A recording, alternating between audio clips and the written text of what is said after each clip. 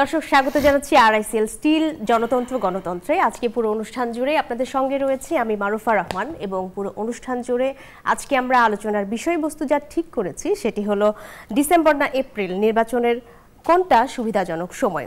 এই নিয়ে আলাপ করতে আমাদের সঙ্গে স্টুডিওতে যুক্ত হয়েছেন বিএনপির আন্তর্জাতিক বিষয়ক সম্পাদক ব্যারিস্টার নাসির উদ্দিন অসীম। আপনাকে স্বাগত জানাচ্ছি এবং একই সঙ্গে জানাচ্ছি ঈদ মোবারক।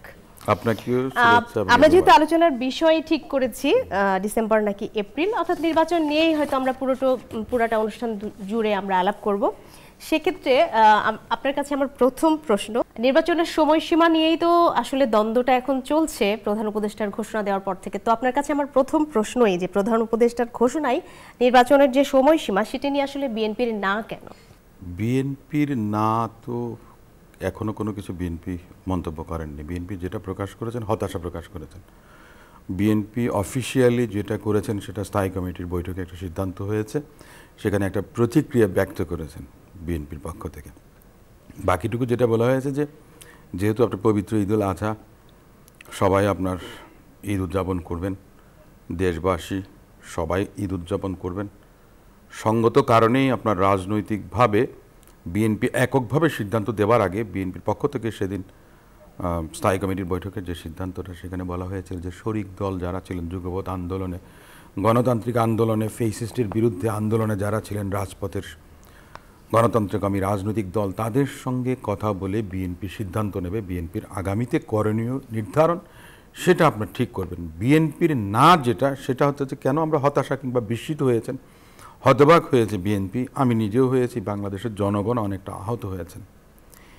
ঈদের আগে আপনার ঈদের যে একটা শুভেচ্ছা বা ঈদ আপনার ঈদ উপলক্ষে বাংলাদেশের প্রধানমন্ত্রীরা বা বর্তমানে আমাদের প্রধান উপদেষ্টা ডক্টর মোহাম্মদ ইউনূস সাহেব যেই বার্তাটা দিলেন সেটা হবার কথা ছিল একরকম, কিন্তু সেটা হয়ে গেছে অন্যরকম। অন্যরকম বলতে তিনি মধ্য এপ্রিলে আপনার নির্বাচনের কথা বলেছেন 2026-এর। তার আগে ওনারা বলেছিলেন যে ডিসেম্বর থেকে জুন পর্যন্ত। জুন ওনাদের কথা অনুযায়ী তো তাহলে টাইম ফ্রেমটা ঠিকই আছে, ডিসেম্বর থেকে জুন বলেছে, সেখান থেকে এখন এপ্রিল। এই জায়গাতেই আপনার শুভঙ্করের ফাঁকিটা যেটা, সেটা বিএনপি দাবি করে এসেছিল যে ডিসেম্বরের মধ্যে নির্বাচনটা হোক। বিভিন্ন জন কিন্তু বলেছেন যে অক্টোবর নভেম্বর, সেপ্টেম্বর অক্টোবর নভেম্বরও নির্বাচন হতে পারে, কারণ নির্বাচনের জন্য তো আমরা তত্ত্বাবধায়ক সরকার ব্যবস্থা যখন ছিল তখন আমরা দেখেছি যে সংসদ ভেঙে দেবার অব্যবহিত 90 দিনের মধ্যে নির্বাচন হয়েছে, সফলভাবেই কিন্তু করেছেন। বিতর্কের ঊর্ধ্বে তিনটা নির্বাচন ছিল। 91 সালের কথা বলেন, 96 সালের কথা বলেন, 2001 সালের কথা বলি আমরা, সেগুলো নির্বাচনের অনুষ্ঠানের মানদণ্ডে বিশুদ্ধ নির্বাচন বলা চলে। সেই নির্বাচনগুলোকে, সেগুলো নিয়ে কোনো বিতর্ক নেই বলতে গেলে। তো সেখানে যদি আপনার তত্ত্বাবধায়ক সরকার 90 দিনের মধ্যে নির্বাচন করতে পারে, আমরা তো 10 মাস অতিবাহিত করেছি, নির্বাচন কমিশন পুনর্গঠন হয়েছে, এই অন্তর্বর্তীকালীন সরকার সেটা করেছে, সমস্ত রাজনৈতিক দলের সঙ্গে কথা বলেই কিন্তু ওনারা একটা স্ক্রিনিংয়ের মাধ্যমে ওনারা এই নির্বাচন কমিশনটা গঠন করেছেন। যদিও সে জায়গাতে অনেক কালক্ষেপণ করা হয়েছে, যে নির্বাচন কমিশন ফেসিস্টের অধীনে নির্বাচনগুলো করেছিল, নির্বাচনের মাধ্যমে আপনার যেটাকে বলা হয় এক ধরনের ফেসিস্টকে ফ্যাসিলিটেট করার মতো যা কিছু করা প্রয়োজন ছিল সেই নির্বাচন কমিশনগুলো সেগুলো করেছে। ফেসিস্টের প্রধানমন্ত্রী দেশ ছেড়ে চলে যাবার পরে প্রায় 3 মাস না 4 মাস পরে নির্বাচন কমিশনাররা পদত্যাগ করেছেন, কিন্তু তার আগেও আপনার করেননি। সেখানেও একটা প্রশ্ন যে তাহলে অন্তর্বর্তীকালীন সরকারের কাছে মানুষের আশা আকাঙ্ক্ষা প্রত্যাশাটা কি ছিল? অন্তর্বর্তী সরকার কিন্তু তাদের অবস্থান তুলে ধরে এই কথাটি বলছে যে বিচার, সংস্কার এবং নির্বাচন। তো এই আর কেউ যেন আসলে ফ্যাসিস্ট হিসেবে আবির্ভূত হতে না পারে, যার জন্য এই সংস্কারটা তারা পাকাপোক্ত হবে করতে এই বাড়তি সময়টা ডিসেম্বর থেকে যে এপ্রিলটা সেটি তারা আসলে নিতে চাচ্ছেন। তো আপনাদের আসলে কনফিউশনটা কোথায়? কনফিউশনটা এই জায়গাতে, আগে বললেন ডিসেম্বর থেকে জুনের মধ্যে নির্বাচন হবে, তার মানেটা কি? ডিসেম্বর থেকে জুনের মধ্যে যদি ডিসেম্বরের 1 তারিখ, 2 তারিখ, 3 তারিখ, 5 তারিখ, 10 তারিখ, 15 তারিখ, 16 তারিখ, 31 তারিখের মধ্যে নির্বাচন হতে পারত, ওনাদের কথায় জানুয়ারিতে হতে পারত, ফেব্রুয়ারিতে হতে পারত, জুনে হতে পারত, তাহলে একটা ইফ বাট রয়ে গেছে তখন। কারণ আমি ধরে আছি যে ডিসেম্বরের 3 তারিখে হতে পারে। 16 ডিসেম্বর বিজয় দিবস আমাদের, 16 ডিসেম্বরের আগে নির্বাচনটা হতে পারতো, 16 তারিখে আপনার নির্বাচনের রেজাল্ট হতে পারতো, এটা কথার কথা। এখন কি করলেন আপনি, মধ্য এপ্রিল, মানে এপ্রিলের 1 থেকে 15 তারিখের মধ্যে নির্বাচন। তার মানে এটা কোথায় আপনি ডেফার করে অনেক লম্বা দূরে চলে গেলেন। আপনি ডিসেম্বরকে ফেলে, ডিসেম্বর একটা মাস, জানুয়ারি, ফেব্রুয়ারি, মার্চ, এপ্রিল, 5 মাস নিয়ে গেলেন দূরে ঠেলে একবারে। তার আগে তো একটা আশা ছিল, আপনি তো কি আশা হতো, এই যে আশা ভঙ্গের একটা কারণ, কিসের আশা ছিল? তা আপনি তো, আমি বললাম না যে ডিসেম্বরের 1 তারিখও নির্বাচন হতে পারতো, প্রধান উপদেষ্টার কথা। প্রধান উপদেষ্টা তো কিন্তু শুরু থেকেই বলছে ডিসেম্বর থেকে জুন। শুনেন, ডিসেম্বর থেকে জুন মানে ডিসেম্বরের 1 তারিখ থেকে। তো ডিসেম্বর নির্বাচন তো বাংলাদেশে একদিন হয়, নির্বাচন তো 3 দিন ব্যাপী, 5 দিন ব্যাপী, বা ওই যে বিভিন্ন বিভাগে বিভাগে 7 দিন পর, এরকম তো না, বাংলাদেশে একই দিনে নির্বাচনটা হয়। তাহলে ডিসেম্বরের 1 তারিখও হতে পারতো, ডিসেম্বর থেকে 31-এর যে কোনো দিন হতে পারতো, তাই না? একটা আশার আমরা কথা হঠাৎ করে শুনতে পাচ্ছি, সেটি হচ্ছে প্রধান উপদেষ্টা যে লন্ডন সফরে যাচ্ছেন আজকে, তো সেখানে গিয়ে বিএনপির ভারপ্রাপ্ত চেয়ারম্যান জনাব তারেক রহমানের সঙ্গে তার একটা বৈঠক হতে পারে। প্রেস সচিব শফিকুল আলম তিনি এমন একটি ইঙ্গিত দিয়েছে, হলে পারে। তিনি বলেছেন যে অন্তর্বর্তী সরকার প্রধান উপদেষ্টার সাথে যদি এই বৈঠকটা হয়, সেটি আসলে ইতিবাচক বার্তা হতে পারে, সেখান থেকে আসতে পারে। তো সেখানে কি এরকম কিছু, নিশ্চয়ই নির্বাচন নিয়ে আলাপ হবে যদি বৈঠক হয়, সমাধানের দিকে যেতে পারেন কিনা আপনারা এই বৈঠকের মধ্য দিয়ে? অবশ্যই আপনার ইতিবাচক সেটা, কারণ বাংলাদেশের বৃহত্তম রাজনৈতিক দল বাংলাদেশ জাতীয়তাবাদী দল, বাংলাদেশ জাতীয়তাবাদী দলের ভারপ্রাপ্ত চেয়ারম্যান জনাব তারেক রহমান সাহেব সফলতার সঙ্গে দীর্ঘ 15 বছর এই দলকে আঁকড়ে ধরেছেন, ধরে রেখেছেন, ঐক্যের প্রতীক হিসেবে কাজ করে গেছেন। দলের সর্বস্তরের নেতা কর্মীদের কাছে তিনি পৌঁছেছেন, সমগ্র দেশের নাগরিকদেরকে একটা জায়গায় আনার জন্য উনি একটা বড় নিয়ামক শক্তি হিসেবে কাজ করেছেন। সঙ্গত কারণে আমাদের মাননীয় প্রধান উপদেষ্টা, যিনি অত্যন্ত জ্ঞানী মানুষ, একজন প্রাজ্ঞ ব্যক্তি, সম্মানিত একজন মানুষ, তিনি যদি চান সাক্ষাৎ করতে, নিঃসন্দেহে আপনার মনে করেন যে সাক্ষাৎকারটা হবে এবং সেটা একটা ইতিবাচক প্রভাব ফেলবে আগামীতে বাংলাদেশের রাজনীতি এবং গণতন্ত্র উত্তরণের পথে। এখন কতটুকু সেটা সঠিক বা কতটুকু আপনার সম্ভাবনাটা উড়িয়ে দেওয়া যাচ্ছে না, খুব সম্ভাবনা আছে বলে আমরা জানতে পারছি। আমি আশাবাদী। আরেকটা বিষয় নিয়ে একটু আলাপ করতে চাই। ঐক্যমত কমিশনের সংলাপে প্রধান উপদেষ্টা বলেছেন, সর্বশেষ যে ঐক্যমত কমিশনের বৈঠক হলো রাজনৈতিক দলগুলোর সাথে, সেখানে বলেছেন যে আগামীর রাজনীতি হবে ঐক্যের। এই ঐক্যটা কি এই সম্প্রতি কিছুদিনে একটু নষ্ট হয়েছে, বিভাজনের দিকে কি গেছে, দুটি গ্রুপ কি দাঁড়িয়ে গেছে কিনা? প্রথম কথাটা হচ্ছে জাতীয় ঐকমত্য কমিশন যে কথাটা বলেছেন যে আগামীর রাজনীতিটা হবে ঐক্য, প্রধান উপদেষ্টা বলেছেন, প্রধান উপদেষ্টা, এই কথাটাই সঠিক না। এটা অনেকটা ফেসিস্টের মতো কথা। কিন্তু মানে বলতে, আমার কথাগুলো বলছি, উনি একজন সম্মানিত মানুষ, এই কথাটা উনি যদি বলে থাকেন তাহলে এটা ফেসিজমের একটা প্রতীক হিসেবে আমি মনে করি। আপনার ফেসিস্ট বিদায় নিয়ে গেছে, কিন্তু ফেসিজম কিন্তু আমাদের মনের মধ্যে রয়ে গেছে, অনেকের মাঝে কিন্তু আছে। এটা আপনি দেখবেন, অনেকেই কিন্তু কথাগুলো বলেন বিচার না হওয়া পর্যন্ত নির্বাচন হতে পারবে না, এই কথাটা যারা বলেন তারা ফেসিস্ট। যারা বলেন যে ফেসিস্টের পক্ষে যারা কথা বলবে কিংবা ফেসিস্টের বিরুদ্ধে যারা কলম ধরবে না, তাদের কলম ভেঙে দেওয়া হবে, এই কথাটা বলাই কিন্তু ফেসিজমের একটা প্রকৃষ্ট উদাহরণ। আপনি বললেন ঐক্যই যদি হয়, তাহলে তো কোনোদিন বাংলাদেশে ইনডেফিনিট পিরিয়ডের জন্য কোনো নির্বাচনের প্রয়োজন নাই। আপনি যদি, আপনি আর আমি যদি একই কথাই বলি, একই সুরেই বলি, তাহলে তো সেখানে গণতন্ত্রের সৌন্দর্য আর থাকে না। যে ডেমোক্রেসির যে বিউটিটা হলো দুজনের মধ্যে মতবিরোধ থাকবে, কিন্তু সেই মতবিরোধের জায়গা থেকে আমরা কতটুকু, আমি বাঁ থেকে ডানে আসবো, আপনি কতটুকু বাঁ থেকে ডান থেকে বাঁয়ে আসবেন, 7 জানুয়ারি নির্বাচনের আগে আমরা অনেকবার শুনেছি জাতীয় ঐক্য আমরা শুনেছি, মানে সেটি নিয়ে আসলে আমি একটা কথা বলি, এখন কি অবস্থা? আমি একটা কথা বলি, জাতীয় ঐক্য কখন হয়েছিল? 5ই আগস্টের আগে, জুলাই আগস্টের আন্দোলনের সময়, যেখানে সমস্ত রাজনৈতিক দলগুলো সমর্থন দিয়েছিল ছাত্র জনতার আন্দোলনে। আপনার সেটা যদি সমর্থনটা না দিত, তাহলে আপনার ফেসিস্টের পতনটা ত্বরান্বিত হতো না।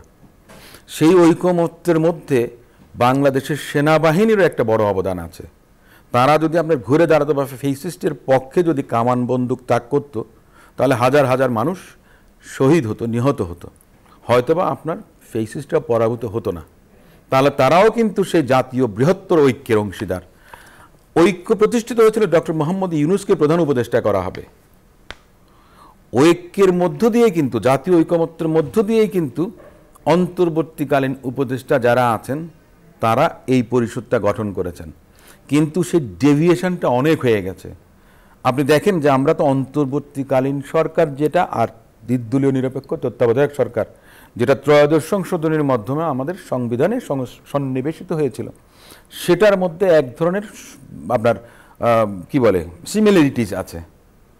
সিমিলারিটিস মানে কি, সেটার কোনো পলিটিক্যাল আপনার নন পার্টিজান নন পলিটিক্যাল একটা ক্যারেক্টার তত্ত্বাবধায়ক সরকারের, ঠিক তেমনটা ইন্টারিম গভর্নমেন্টের। কিন্তু ইন্টারিম গভর্নমেন্টের সেটা এখন নেই। কেন নেই? যখন আপনার 5ই আগস্ট পরবর্তীতে রাজনৈতিক দল হয়েছে ছাত্রদের, এনসিপি যখন হয়েছে, এনসিপির তিনজন উপদেষ্টা, মনে করেন 3জন তাদের কর্মী বা নেতা, তারা উপদেষ্টা পরিষদে ছিলেন। একজন পদত্যাগ করে দলের দায়িত্বে আহ্বায়ক হয়েছেন, কিন্তু 2জন রয়ে গেছেন। তাহলে তাদের সেই ক্যারেক্টারিস্টিক্স আর নাই, সেটার মধ্যে দলীয় একটা প্রভাব পড়ে গেছে। বিতর্কিত হয়ে গেছেন আপনারা, যে ম্যান্ডেট আপনাদের নেই। আপনি যখন বলেন যে সব ম্যান্ডেট আপনাদের আছেন, আমি পছন্দ করি একজন ভদ্রলোককে, আপনার প্রেস সচিব শফিকুল আলম সাহেব, তিনি বললেন যে আমাদের সব ম্যান্ডেট আছে। তো ম্যান্ডেট যদি থাকে, আপনি বাংলাদেশে একটা নতুন সংবিধান বানান। ম্যান্ডেট যদি থাকে, ডক্টর মোহাম্মদ ইউনূসকে আজীবন আমৃত্যু প্রেসিডেন্ট বানিয়ে দেন। আচ্ছা, এই যে ম্যান্ডেটের বিষয়ে কথা তুললেনি, আজকে ওনার একটি উক্তি ধরে আবার আপনার কাছে জানতে চাই যে এই যে এপ্রিল কেন্দ্রিক যে বিতর্কটি তৈরি হয়েছে, আপনারা ডিসেম্বরে চাচ্ছেন, তো এপ্রিলে হলে আসলে কেন করতে চান নির্বাচন, তিনি স্পষ্ট করেছেন। সেটি হচ্ছে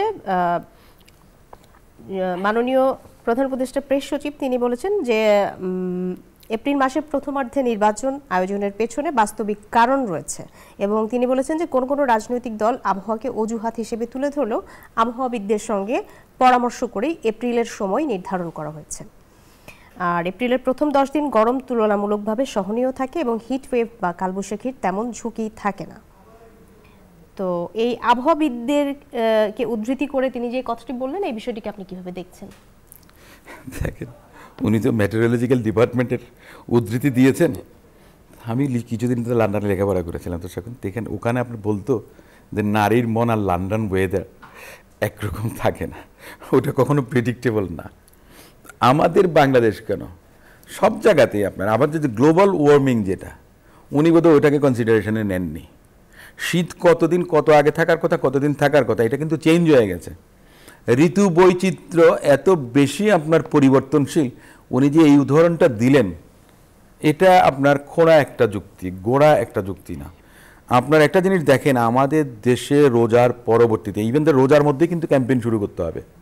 ফেব্রুয়ারির আপনার মাঝামাঝি থেকে রোজা শুরু হবে। রোজাকে তো আপনারা পজিটিভলি নিতে পারেন।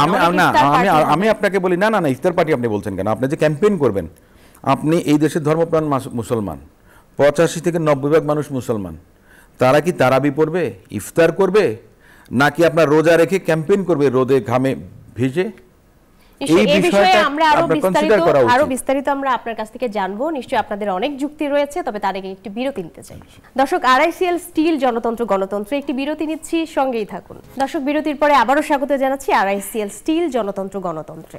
আমরা আলাপ করছিলাম ডিসেম্বর না এপ্রিল নির্বাচনের কোনটা সুবিধাজনক সময়। আমাদের সঙ্গে স্টুডিওতে যুক্ত রয়েছেন বিএনপির আন্তর্জাতিক বিষয়ক সম্পাদক ব্যারিস্টার নাসিরউদ্দিন ওয়াসিম। তো আমরা আসলে নির্বাচন প্রসঙ্গেই আলাপ করছিলাম, নির্বাচনের সময় নিয়ে, আবহাওয়া নিয়ে এবং রমজান নিয়ে আপনাদের বাস্তবতা আপনারা তুলে ধরছিলেন। আমি যদি একটু আইন শৃঙ্খলা পরিস্থিতি নিয়ে আপনার কাছে আসি, যে নির্বাচন, সুষ্ঠু নির্বাচন পরিচালনার জন্য বা অনুষ্ঠানের জন্য এখন আইন শৃঙ্খলা পরিস্থিতি কি প্রস্তুত কিনা বা অনুকূলে কিনা সম্পূর্ণ? দেখুন, আইন শৃঙ্খলা পরিস্থিতি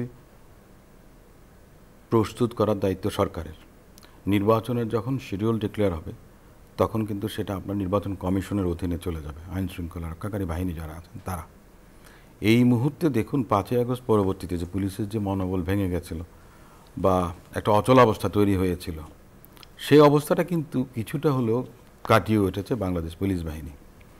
পাশাপাশি সেটা সম্ভব হয়েছে একমাত্র সেনাবাহিনী আপনার এখনও আপনার রাস্তাঘাটে, গ্রামে গঞ্জে, প্রত্যন্ত অঞ্চলে সেনাবাহিনী আছে। দীর্ঘদিন সেনাবাহিনীকে আপনার রাজপথে বা ক্যান্টনমেন্টের বাইরে রাখাটা কিন্তু বাঞ্ছনীয় নয়, তাতে বিভিন্ন ধরনের সমস্যা তৈরি হতে পারে। যার কারণে যে আপনি এপ্রিল পর্যন্ত আপনি নির্বাচনটাকে নিয়ে গেলেন, আপনি যে শফিকুল আলম সাহেব প্রেস সচিব, তিনি যে বললেন যে আবহাওয়ার কথা উনি মানে উদাহরণটা দিলেন, এটা তো একটা মানে কোনো যুক্তিই হতে পারে না। আপনি ডিসেম্বরের মধ্যে কেন নয় সে কথাটা বরং বলবেন, বা তার আগে কেন নির্বাচন নয় সেটা আপনি বলেননি। কারণ আপনারা মুশকিল হয়ে গেছে কি, আপনার এক একজন এক এক ধরনের কথা বলছেন। আমি একটা উদাহরণ দিই, সেটা হচ্ছে যে 28শে এপ্রিল পররাষ্ট্র উপদেষ্টা তিনি বলেছেন যে করিডোর দেয়া হবে, এ ব্যাপারে সিদ্ধান্ত হয়েছে।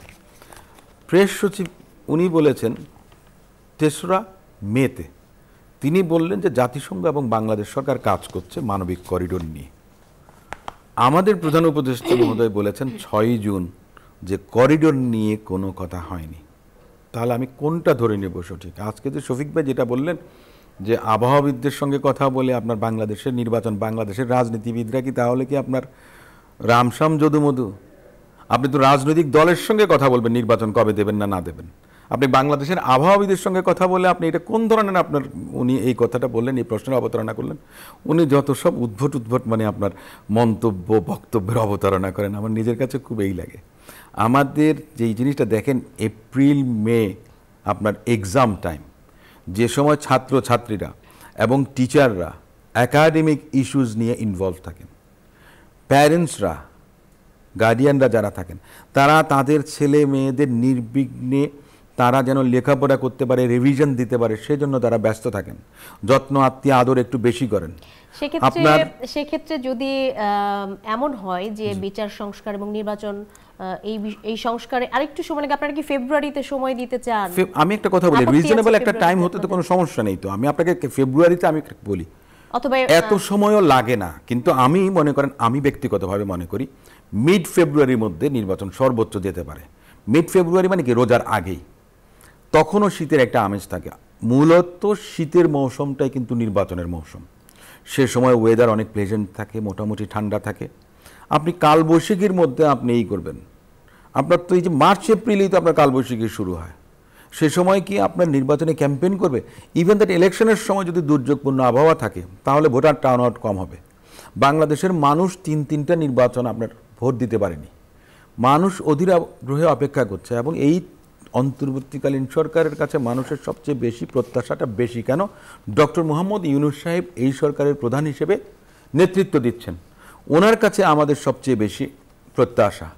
এখন যে আশা হতো, মানে আমাদেরকে হতাশ করার জন্য উনি এই ধরনের একটা বক্তব্য দিলেন, এটা তো রোড ম্যাপ না, তো এটা জাস্ট একটা কিছু ছুড়ে দেওয়া, বল একটা ছুড়ে দেওয়া যে এবার তোমরা কামড়াকামড়ি করো, এই ধরনের একটা অবস্থা হয়ে গেছে। তো এটা তো এই দেশের জনগণ চায় না। আপনার শুধুমাত্র যে আবহাওয়া, প্রতিকূল আবহাওয়া থেকে আরম্ভ করে ঈদ, অনুষ্ঠান, পার্বণ, সমস্ত কিছু, ঈদের ছুটি, তারপরে দুর্যোগপূর্ণ আবহাওয়ার কারণে রাস্তাঘাট আপনার খারাপ থাকবে। মানুষকে ভোট কেন্দ্রে যাওয়া থেকে দেখা গেছে যে এক ধরনের অনীহা মানুষের মধ্যে কাজ করবে, ভোটার টার্ন আউট কম হবে। যেখানে মানুষ উদ্গ্রীব হয়ে বসে আছে যে তাদের ভোটাধিকার প্রয়োগ করবে, যেটা অনেকদিন পারেনি, তো তাহলে এই ধরনের অবস্থার দরকারটা কি? আপনি দেখেন যে ডিসেম্বরের মধ্যে নির্বাচন করাটা খুবই সম্ভব, কিন্তু ওনারা বলেন না যে ডিসেম্বরে কেন হবে না। আপনি যথার্থ বলেছেন যে হ্যাঁ, ফেব্রুয়ারি বলতে মিড ফেব্রুয়ারির মধ্যে সর্বোচ্চ হতে পারে, এটা আমি আমার ব্যক্তিগতভাবে আমি বললাম। কিন্তু এটা ফেব্রুয়ারির মধ্য ফেব্রুয়ারির পরে যাওয়ার কোনো কারণ নেই। এবং যেটা হবে, এটা এক ধরনের নির্বাচনটা যেন না হয় তার একটা ইঙ্গিত বহন করে। আমরা তো যে একটা গান আছে এখন খুব ভাইরাল হয়ে গেছে, যে লিচুরো বাগানে পিরিতের বেড়া দেওয়া, তা না দিয়ে আপনি কাঁটাতারের বেড়া দিচ্ছেন। মাননীয় প্রধান উপদেষ্টা, আপনার উপরে সবার অগাধ আস্থা, বিশ্বাস, সম্মান। আপনি সমগ্র জাতিকে, দেশকে বিশ্বের বুকে সম্মানিত করেছেন।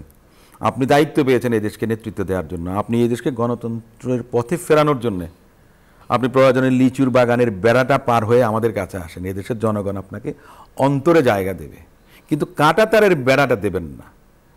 আমি বলি যে নির্বাচনের সময় যত বেশি দেরি হবে তত বেশি আভ্যন্তরীণ গোলযোগ তৈরি হবে। আপনারা এখনও কিন্তু বুঝতে পারছেন না, উনি যাদের দ্বারা প্রভাবিত বা উনি যাদেরকে প্যাট্রোনাইজ করছেন, ওটা ইনডিরেক্টলি কিন্তু বোঝা যায়, প্রত্যক্ষ পরোক্ষ না, শুধু প্রত্যক্ষভাবে উনি কাদেরকে ইঙ্গিত করছেন বা কাদেরকে মিন করছেন, কারা নির্বাচনটা চায় না। আমরা চাই না এই দেশ জঙ্গিবাদের রাষ্ট্রে পরিণত হোক, আমরা চাই না এদেশে আপনার ফ্যানেটিক ইসলামিস্টরা, এক্সট্রিমিস্টরা আপনার মাথাচাড়া দিয়ে উঠুক। এই দেশটা সম্প্রীতির একটা দেশ, সকল ধর্ম বর্ণ গোত্রের মানুষ মানে সম্প্রীতি বজায় রেখে যেন বসবাস করতে পারে। দিন যত যাবে তত বেশি কিন্তু আপনার আভ্যন্তরীণ গোলযোগ, তারপরে আপনার কি বলে এক্সটার্নাল কিছু ম্যাটার থাকে আপনার, সেগুলো ইনভলভ হবে, অনেকের ইন্টারেস্ট আছে সেগুলো ইনভলভ হয়ে একটা হ্যাপাজেট সিচুয়েশন তৈরি হবে, যেটা পরবর্তীতে এই যে আপনার এপ্রিল পর্যন্ত আপনি নিয়ে যাচ্ছেন নির্বাচনটাকে, আমি তো মনে করি না যে এপ্রিলের পরে তাহলে আর নির্বাচন হওয়ার মতো অবস্থা থাকবে। এখন আপনাদের রাজনৈতিক সবচেয়ে বড় প্রতিপক্ষ কারা বা প্রতিদ্বন্দ্বী কারা বলে মনে করেন? এর আগে তো আওয়ামী লীগ ছিল। প্রত্যেকই রাজনৈতিক প্রতিপক্ষ, কারণ আপনাকে প্রতিদ্বন্দ্বিতা অবতীর্ণ হতে হবে। আপনি জানি না, তাই না, রেজাল্টটা কি হবে।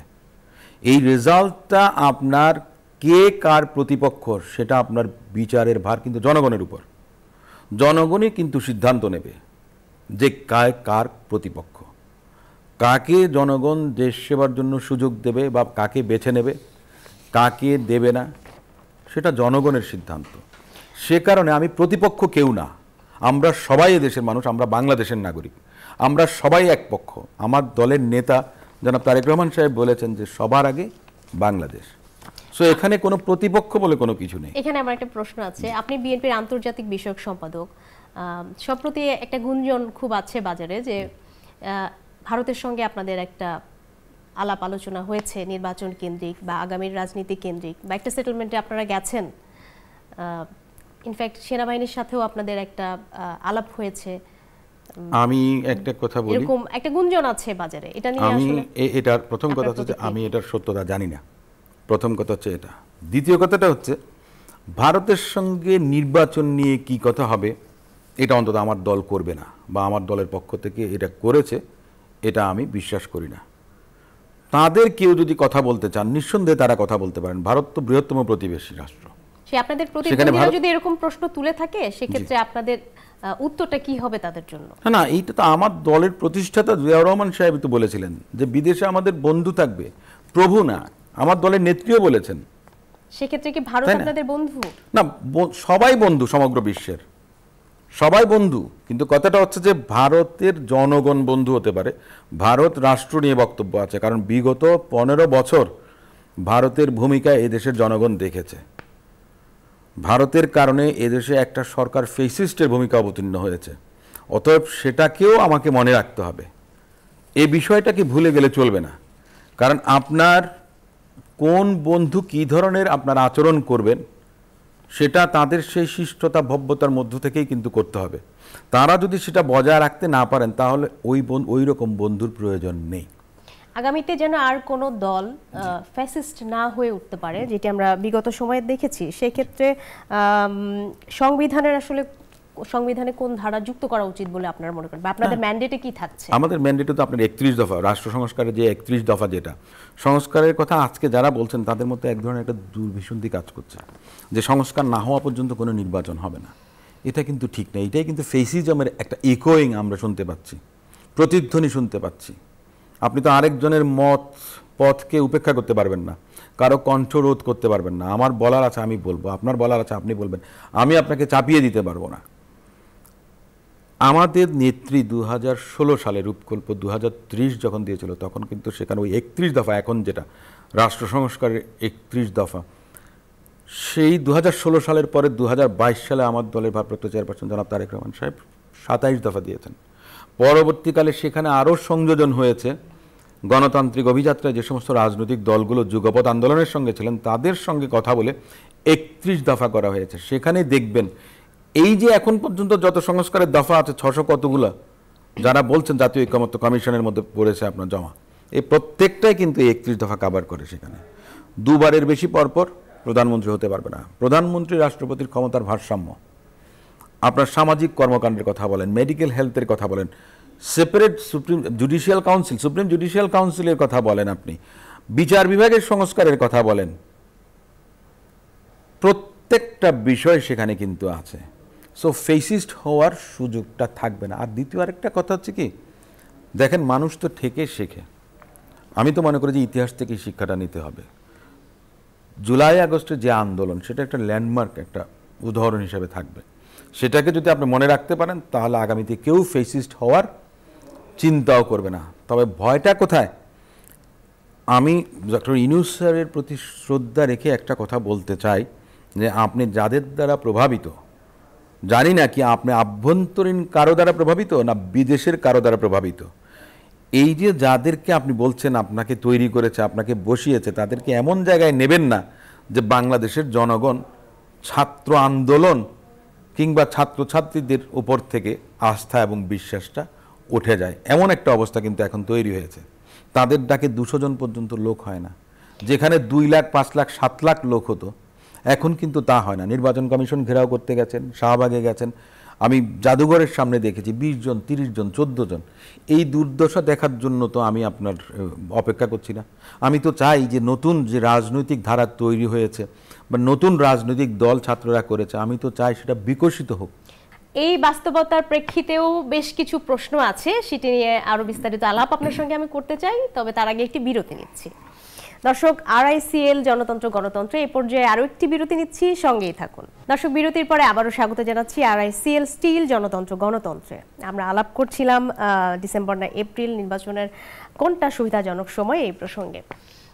তো আপনি বলছিলেন যে এনসিপির নেতৃত্বে যারা আছে বা জুলাই আগস্ট আন্দোলনের যারা নেতৃত্বে ছিলেন তাদের ডাকে এখন আর ওরকম করে সাড়া মিলছে না, লোক আসছে না। এটার পিছনে আপনাদের ব্যাখ্যা কি? এটা কেন মনে হচ্ছে আপনাদের? মূলত এটার পিছনে আমার যে ব্যাখ্যাটা আছে সেটা হচ্ছে সময় যত যাবে, দেখেন প্রেক্ষাপট এক সময় এক এক রকম। ওই যে বলি না যে সংস্কার একটা চলমান প্রক্রিয়া, কিন্তু ওই সময় তো একটা গণ আন্দোলন ছিল, যার কারণে মানুষের উপস্থিতিটাও ছিল, কিন্তু এখন তো ইস্যুটা আর রাজনৈতিক নেই। ইস্যুটা ছিল কি, সেখানে এই যে কেন এই পতনটা দরকার ছিল, পতনটা ছিল যে ফেসিস্টের পতনের মধ্য দিয়ে গণতান্ত্রিক একটা বাংলাদেশ তৈরি হবে, এটাই ছিল মূল বিষয়। তার থেকে কিন্তু ডালপালা গজিয়েছে। কেউ বলছেন বিচার করতে হবে, বিচার তো অবশ্যই হবে। আপনি বিচারটা একদিনে শেষ করতে পারবেন না, বিচার কিন্তু একটা লম্বা প্রক্রিয়া। কিন্তু এখানে আপনার যারা আসামি আছেন তাদের মধ্যে অনেকে জেলে আছেন, তাদের সবার বিচার হবে। কিন্তু আপনার ফেসিস্টের প্রধানমন্ত্রী হাসিনা সহ তাদের স্বরাষ্ট্রমন্ত্রী আসাদুজ্জামান কামাল, পুলিশের বড় বড় কর্তা যারা ছিলেন বা যারা এই সমস্ত অপকর্মগুলো করেছেন, হত্যা খুনের সঙ্গে যারা জড়িত ছিলেন, সবার মধ্যে তো সবাই তো আর জেলে নেই। কিন্তু যারা জেলে আছেন তারা তো তাদেরকে ডিফেন্ড করবেন, তাদেরকে ডিফেন্ড করার পরে তাদের শাস্তি হবে, শাস্তি হবার পরে তারা আপিল করবেন, আপিল করলে একটা লম্বা সময় লেগে যাবে। তাতে কি আপনি মনে করেন যে এপ্রিলের মধ্যে বিচার সম্পন্ন হবে? ইম্পসিবল। আপনি যদি রাজনৈতিক বিশ্লেষকরা অনেকেই বলছেন, কিংবা যারা আন্দোলনের জুলাই আন্দোলনের অনেক ছাত্র নেতারা বা যারা সমন্বয়কারীরা, তাদের দিক থেকে বলা হচ্ছে যে রাজনৈতিক সরকার সেভাবে আসলে বিচারটা, আমি মনে করি যে এটা একটা বিষয় আছে কি, এখানে ইতিহাসে এমন নজির, না ইতিহাসে এরকম নজির আছে। আমি তো একটা কথা বলছি আপনাকে, একটা দেখেন এই বিষয়টা সংস্কার এবং বিচার, এই দুটো জায়গায় ঐকমত্যটা থাকা খুব বেশি জরুরি, এবং সেটার জন্য প্রয়োজনে একটা চার্টার হবে। সেখানে আপনার সবাই একটা দলিলের মধ্যে আপনার সিগনেচার করবেন। জুলাই সনদটা তো সেটাই না, জুলাই সনদ ভিন্ন জিনিস, জুলাই সনদ কিন্তু ভিন্ন জিনিস। জুলাই সনদ কিন্তু আরো অনেক বড় কিছু হতে পারে। দুটো বিষয় হচ্ছে যে একটা হচ্ছে সংস্কার আর একটা হচ্ছে যে বিচার। এই বিষয়ে কারোর মধ্যে কোনো বিভেদ নেই, মতানৈক্য নেই, এখানে সবাই ঐক্যের মধ্যে আছে, একমত সবাই। কিন্তু কথাটা হচ্ছে আপনি 3 মাসে করতে পারবেন না 6 মাসে করতে পারবেন, আপনি টাইম ফ্রেম বেঁধে দিয়ে কখনো পারবেন না। একটা কথা হচ্ছে যে জাস্টিস ডিলেড, জাস্টিস ডিনাইড, আর একটা হচ্ছে জাস্টিস হারিড, জাস্টিস বারিড।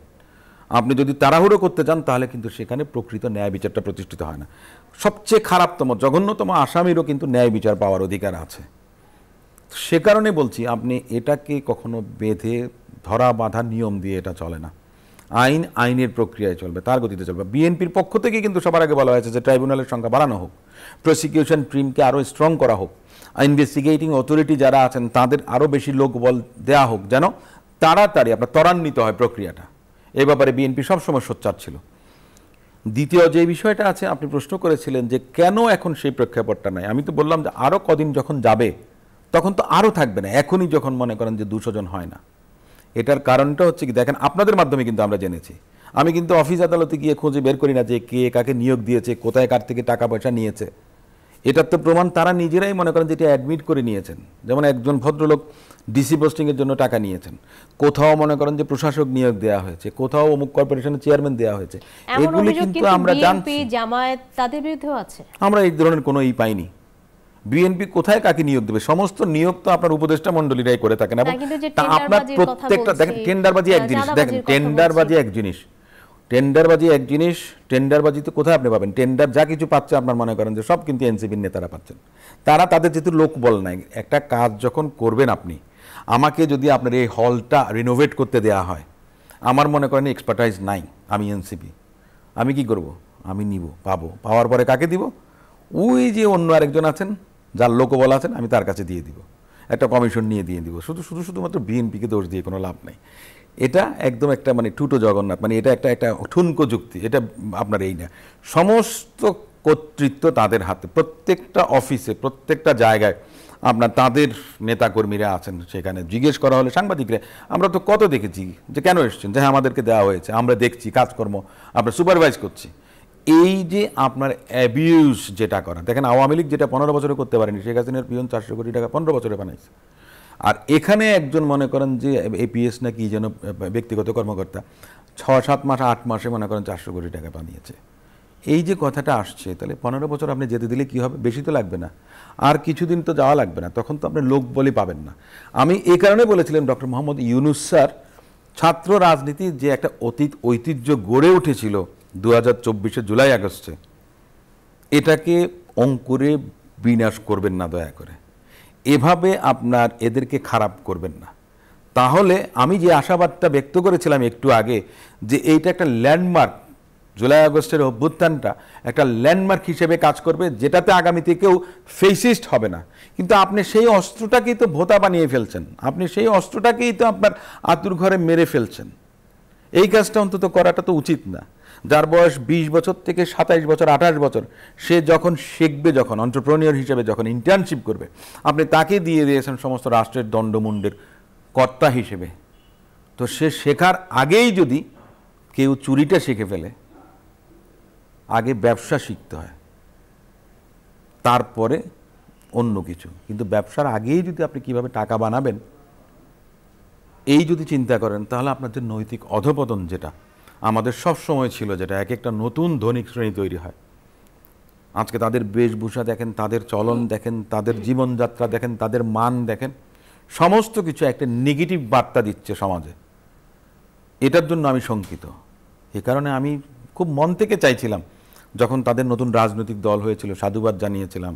আমি চাচ্ছিলাম তারা ভ্যানগার্ড হিসেবে কাজ করবে, তাদের পরবর্তীতে তাদের উত্তরসূরি যারা আসবেন তারা তাদের দেখে শিখবে। কিন্তু তারা কোথার থেকে শিখবে? তারা তো হতাশ হবে। এটা তো আমরা হবার জন্য মনে করেন যে এই আন্দোলনের সফলতা আসেনি। আমরা কি নতুন ফ্যাসিবাদের আপনার আওয়াজ শুনছি? আমরা তো এই বাংলাদেশ তো আমরা চাই না। সো গণতান্ত্রিক বাংলাদেশের উত্তরণের পথে আমি মনে করি যে বাধা হয়ে না দাঁড়িয়ে জনগণের পাশে আসেন, জনগণের পালসটা বোঝার চেষ্টা করেন। আমি নিঃসন্দেহে সেটা মনে করেন যে আপনি ইতিহাসে স্মরণীয় হয়ে থাকবেন। কিন্তু বিতর্কের মধ্যে গিয়ে নতুন বিতর্ক তৈরি করে আমাদের দেশের সমস্যার সমাধান হবে না। সেই সব বিতর্কের অবসান হোক এবং রাজনৈতিক স্থিতিশীলতা আসলে ফিরে আসুক, এই কামনাই আমরা শেষ করছি। আমাদের সঙ্গে যুক্ত হওয়ার জন্য আপনাকে অসংখ্য ধন্যবাদ। আপনাকেও ধন্যবাদ আমাকে আমন্ত্রণ জানানোর জন্য। দর্শক, আরআইসিএল স্টিল জনতন্ত্র গণতন্ত্রে এই ছিল আজকের মতো। এতক্ষণ সাথে থাকার জন্য আপনাদেরকেও ধন্যবাদ।